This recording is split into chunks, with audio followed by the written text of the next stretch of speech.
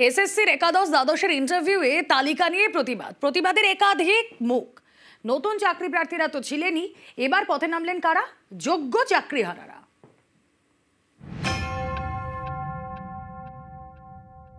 সরকার অন্যায় করবে, কমিশন অন্যায় করবে, আর এরা আমাদেরকে গাড়িতে তুলবে। আমাদের দাবি হচ্ছে 10 নাম্বার বাতিল করতে হবে। গেজেটে ক্লিয়ারলি লেখা ছিল কতর মধ্যে পরীক্ষা, মেরিট লিস্ট কিভাবে বেরোবে, কি হবে। সুপ্রিম কোর্টে এটা শুনানি হয়েছে। 10 নম্বরের যে অভিজ্ঞতা সেটাকে অ্যালাউ করেছে, বৈধ বলে ঘোষণা করেছে। এরপরে এটা নিয়ে কোনো প্রশ্ন উঠতেই পারে না। আমরা চাইছি যাতে বেশিরভাগ জন বেশি ভ্যাকেন্সি বের করে যাতে সুযোগ দেওয়া যায়। সুপ্রিম কোর্টের নির্দেশে রাজ্যে এসএসসি শিক্ষক নিয়োগের প্রক্রিয়া চলছে। একাদশ দ্বাদশে নিয়োগের জন্য ইন্টারভিউয়ের তালিকা প্রকাশ করে দিয়েছে কমিশন। এর ভিত্তিতে মঙ্গলবার থেকে ভেরিফিকেশন প্রক্রিয়া শুরু হয়েছে, চলবে 4 ডিসেম্বর পর্যন্ত। একদিকে তথ্য যাচাই, আরেকদিকে প্রতিবাদ। ইন্টারভিউয়ের তালিকা নিয়ে শুরু থেকেই বিতর্ক, প্রতিবাদ, বিক্ষোভ। নতুন চাকরি প্রার্থীদের প্রশ্ন, লিখিত পরীক্ষায় 60 পেয়েও কেন তাদের ইন্টারভিউয়ে ডাকা হবে না? কেন অভিজ্ঞতার জন্য বাড়তি 10 নম্বর দেওয়া হচ্ছে? এটা তো নতুনদের সঙ্গে বঞ্চনা। এ নিয়ে মঙ্গলবার করুণাময়ী থেকে বিকাশ ভবন পর্যন্ত তারা মিছিলের ডাক দেন। করুণাময়ী মেট্রোর সামনে আটকে দেয় পুলিশ, শুরু হয় ধরপাকড়। সরকার অন্যায় করবে, কমিশন অন্যায় করবে, আর এরা আমাদেরকে গাড়িতে তুলবে। আমাদের দাবি হচ্ছে 10 নাম্বার বাতিল করতে হবে। গেজেটে ক্লিয়ারলি লেখা ছিল কতর মধ্যে পরীক্ষা, মেরিট লিস্ট কিভাবে বেরোবে, কি হবে। সুপ্রিম কোর্টে এটা শুনানি হয়েছে। 10 নম্বরের যে অভিজ্ঞতা সেটাকে অ্যালাউ করেছে, বৈধ বলে ঘোষণা করেছে। এরপরে এটা নিয়ে কোনো প্রশ্ন উঠতেই পারে না। আমরা চাইছি যাতে বেশিরভাগ জন বেশি ভ্যাকেন্সি বের করে যাতে সুযোগ দেওয়া যায়। ইন্টারভিউয়ে ডাক না পাওয়া নতুন চাকরি প্রার্থীরা সোমবারও সল্টলেকে প্রতিবাদ করেন, বিক্ষোভ দেখান। মঙ্গলবার প্রতিবাদে নামেন যোগ্য চাকরিহারারাও। তাদের অনেকেরই নাম নেই এসএসসির ইন্টারভিউয়ের তালিকায়। তাদের দাবি শূন্য পদ বাড়াতে হবে। এই দাবিতে করুণাময়ী থেকে বিকাশ ভবন পর্যন্ত তারা মিছিল করেন। একাদশ দ্বাদশের শিক্ষকের জন্য শূন্য পদ 12,445। ইন্টারভিউয়ের তালিকায় নাম 20,500 জনের। যোগ্য চাকরিহারাদের সঙ্গে পরীক্ষা দিয়েছেন নতুন চাকরি প্রার্থীরাও। যোগ্য চাকরিহারাদের দাবি অনেকে যোগ্য হয়েও ডাক পাননি, তাই শূন্য পদের সংখ্যা বাড়াতে হবে এসএসসিকে। আমাদের মেন দাবি সিট বৃদ্ধি করতে হবে। সিট বৃদ্ধি এই জন্যই করতে হবে, আমাদের 2016-তে যা ক্যান্ডিডেট ইন সার্ভিস ছিল সেই তুলনায় এবারে ইন সার্ভিস প্রায় দেখতে গেলে ডবল অ্যাপ্লাই করেছে। তাহলে সমস্ত যদি ইন সার্ভিসই যদি পায় তাহলে আমরাই সেখানে ছিটকে যাচ্ছি। যে আমাদের যোগ্য শিক্ষক, শিক্ষিকা, শিক্ষাকর্মী সংশ্লিষ্ট বিষয়ে যে সর্বনিম্ন নাম্বার পেয়েছে সেইটাকে কোয়ালিফাইং মার্কস ধরে প্রত্যেকটি সাবজেক্টে কিন্তু সিট বৃদ্ধি করতে হবে। এবং হিউজ সংখ্যক সিট সেটা তো আছেই, এমনি 12 বছর রাজ্যে এসএসসি হয়নি।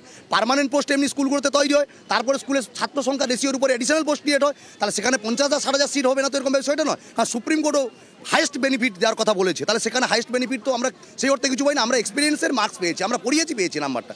তো সেই জায়গায় দাঁড়িয়ে এখন হিউজ পরিমাণ ভ্যাকেন্সি বৃদ্ধি করে আমাদের 2016-কে অ্যাবজর্ব করতে হয়। যদি 2025-এর এই পরীক্ষাকে যদি টিকিয়ে রাখতে হয়, যদি নাল অ্যান্ড ভয়েড করতে না হয়, তাহলে এখানেও চাকরি দিতে হবে। এবং হিউজ সংখ্যক আমাদের ভাই বোনেরা যারা আমাদের ছাত্রছাত্রী তারাও বিদ্যালয়ের শিক্ষক শিক্ষিকা হিসেবে আমাদের কাছে আসুক। নিউজ 18 বাংলা। এসএসসির একাদশ দ্বাদশের প্রশ্ন নিয়ে রিপোর্ট তলব হাইকোর্টের। প্রাথমিক মডেল উত্তর ও চূড়ান্ত মডেল উত্তরের তফাৎ কেন 1 ডিসেম্বরের মধ্যে জানতে চাইলেন বিচারপতি অমৃতা সিনহা। কথা বলবো অর্ণব, রয়েছেন সঙ্গে। অর্ণব, দেখো, বিচারপতি অমৃতা সিনহার বেঞ্চে এসএসসি একাদশ দ্বাদশে যে পরীক্ষা হয় সেই পরীক্ষার নিউট্রিশন বা পুষ্টি বিষয়ে বেশ মারাত্মক অভিযোগ আসে। এবং বিচারপতি অমৃতা সিনহা বলেন যে একটা কম্পিটিটিভ এক্সাম যেখানে চাকরির পরীক্ষা, সেই পরীক্ষায় কি ধরনের প্রশ্ন মালা তৈরি করছে এসএসসি। যে প্রশ্নমালায় 60টা মোট প্রশ্ন, তার মধ্যে 16টা প্রশ্ন অ্যাটেম্প করলে ফুল মার্কস। যদি এটা হয় তাহলে প্রশ্নে দাগ দিয়ে, যে কোনোটাতে দাগ দিয়ে এলি যদি না, তাহলে সেই পরীক্ষা বা সেই প্রশ্নগুলো নিয়েই তো কোথাও একটা সন্দেহ বা উদ্বেগ হয়। কেন একটা প্রশ্নের একটা উত্তর থাকবে না? যারা মামলাকারী তারা বিভিন্ন টেক্সট বুক দেখিয়ে বলছেন তারা সঠিক উত্তর করেছেন, কিন্তু এক্সপার্ট কমিটি প্রাথমিক এবং চূড়ান্ত মডেলের মধ্যে বিস্তর ফারাক করেছে।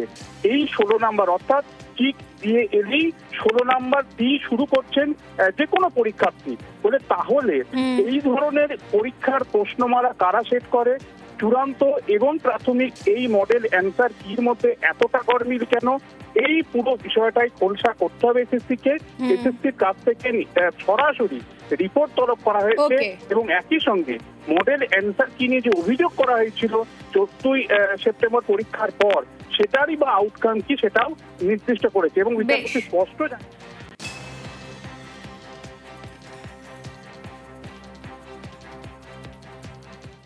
স্কুল সার্ভিস কমিশনের পর এবার প্রাথমিকে নিয়োগ। কাল থেকেই প্রাথমিকে শিক্ষক নিয়োগ প্রক্রিয়া শুরু। নিয়োগ প্রক্রিয়া শুরু প্রাথমিক শিক্ষা পর্ষদে। রাজ্যে প্রাথমিকে 13,421 শূন্যপদ। শূন্যপদে নিয়োগে আগামীকাল থেকেই পোর্টাল। নকশালবাড়ির স্কুলে দুষ্কৃতী তাণ্ডব। স্কুলের মিড ডে মিলে শেড ভাঙচুর, স্কুলের চেয়ার টেবিল কল ভাঙচুর। কেটুগাবুর জোত জুনিয়র স্কুলে তাণ্ডবের ছবি স্পষ্ট। নকশালবাড়ির স্কুলে দুষ্কৃতী তাণ্ডব, স্কুলের মিড ডে মিলে শেড ভাঙচুর, স্কুলের চেয়ার টেবিল কল ভাঙচুর। কেটুগাবুর জোত জুনিয়র হাই স্কুলে এই তাণ্ডব। কথা বলবো প্রতিনিধি বিশ্বজিৎ মিশ্র রয়েছেন সঙ্গে। বিশ্বজিৎ, দুষ্কৃতী মানে তারা কারা? তারা কেনই বা একটা স্কুল বিল্ডিং এইভাবে ভাঙচুর চালালেন?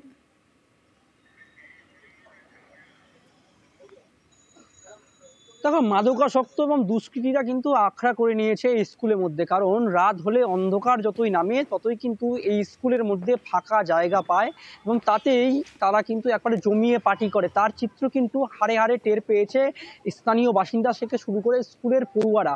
কারণ যেভাবে মিড ডে মিলের শেডকে ভাঙা হয়েছে এবং সেখানে যে দিন রাত একবারে তারা জুয়ার আখড়া করে, মদের পার্টি করে, তা কিন্তু পরিষ্কার ছবি দেখা মিলছে। আর এদিন যখন স্কুল খোলার পর মিড ডে মিলের খাওয়ার জন্য বাচ্চাদের স্কুলের শেড দেখা হয়, তা দেখে কার্যত কিন্তু চমকে ওঠেন শিক্ষকরা। একেবারে শেডকে পুরোপুরি ভেঙে ফেলা হয়েছে। শুধু তাই নয়, যে জল প্রকল্প তাও কিন্তু ভেঙে গুড়িয়ে দেওয়া হয়েছে। আর এতেই প্রশ্ন উঠছে যে কোথায় নিরাপত্তা? শিক্ষাঙ্গনের ভেতরে এভাবে মদের পার্টি থেকে শুরু করে দুষ্কৃতীদের আখড়ায় পরিণত হচ্ছে।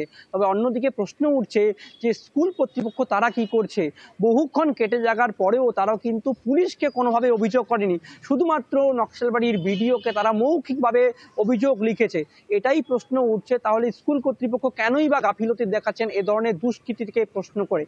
স্থানীয় বাসিন্দা প্রাক্তনীরা দাবি করছেন দ্রুত এখানে রাত্রিকালীন লাইটের ব্যবস্থা করা হোক এবং নিরাপত্তার ব্যবস্থাটা সুনিশ্চিত করা হয়। তবে স্কুল কর্তৃপক্ষের দাবি যে তারা আগামী দিনে এ ব্যাপারে পুলিশকে জানাবে। প্রধান এক কথায় কিন্তু কটাক্ষ করে যে স্কুল কর্তৃপক্ষকে তারা পুলিশকে জানিয়েছে। ইতিমধ্যে পুলিশের টিম ঘটনাস্থল পরিদর্শন করেছে। প্রশ্ন উঠছে যে এই দুষ্কৃতীরা বেশ, বিডিওর কাছে অভিযোগ স্কুল কর্তৃপক্ষের। মিড ডে মিলের ডাইনিং শেড, এটা আমাদের ওই গেটটা চুরি হয়ে গেছে আর ভেতরে ভেঙে দিয়ে চলে গেছে। বিভিন্ন মদের বোতল, বিভিন্ন নেশার সামগ্রী, হ্যাঁ ওগুলো তো আছে। হ্যাঁ, বিডিও অফিসে জানানো হয়েছে, উনি বললেন থানাতে জানাতে। যুক্তিযুক্ত না, মেনে নেওয়ার মতো না। এটা তো খুব দুঃখের সঙ্গে বলতে হয়, এই রুমে দুষ্কৃতী তাণ্ডবের মতো কাজ হয়েছে। আর যত এই বসার সিমেন্টেড যে বসার এগুলা করা হয়েছিল, টেবিলগুলো করা হয়েছিল, সেগুলো ভেঙে দিয়েছে। দুষ্কৃত কর্ম এখানে হচ্ছে। আমরা ছড়িয়ে ছিটিয়ে আছে দেখলাম, এখানে মদের বোতলও পড়ে আছে। আমি এই স্কুলের প্রাক্তন ছাত্র ছিলাম। স্কুলের এই অবস্থা দেখে আমি খুব দুঃখিত। পঞ্চায়েত প্রধান তিনি যদিও প্রশ্ন তুলছেন যে এইরকম পরিস্থিতি যখন, তাহলে পুলিশে কেন অভিযোগ নয়? আমি জানি না জুনিয়র হাই স্কুলের প্রধান শিক্ষক মহাশয় কে আছেন। তো আমাদের কাছে তো কোনো খবর দেওয়ার প্রয়োজন মনেই করেননি। কি কারণ স্কুল কর্তৃপক্ষই বলতে পারবে। এগুলো দায়িত্ব জ্ঞানহীনতার পরিচয়। আমরা দায় এড়াতে পারি না যে কে বা কারা এই দুষ্কর্মটি করলো। প্রশাসনকে অনুরোধ করব চিহ্নিতকরণ করে চরম শাস্তি হওয়া প্রয়োজন সেটা যেন অবশ্যই করেন।